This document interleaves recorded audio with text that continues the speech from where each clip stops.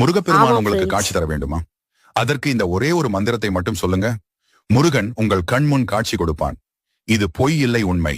இந்த மந்திரத்தை சொல்வதன் மூலம் முருகன் காட்சி கொடுக்கிறான் அப்படின்னா, முருகன் உங்களுக்கு அறிகுறி காட்டுகிறான். நான் உனது வேண்டுதலை ஏற்றுக்கொண்டேன் என்று அர்த்தமாகும். இன்று உங்களை இந்த பொதுநலம் வீடியோவை முருகனின் மூலம்தான் பார்க்கிறீர்கள். இதனை முழுமையாக பார்க்கவும். எப்படி உங்களுக்கு முருகப்பெருமான் அவர் வடிவத்தை காட்சி கொடுப்பார் என்றால், சிவபெருமான் பார்வதி தேவி நடுவில் முருகப்பெருமான் இருப்பது போன்று, அதாவது சோமாஸ்கந்தர் வடிவம்.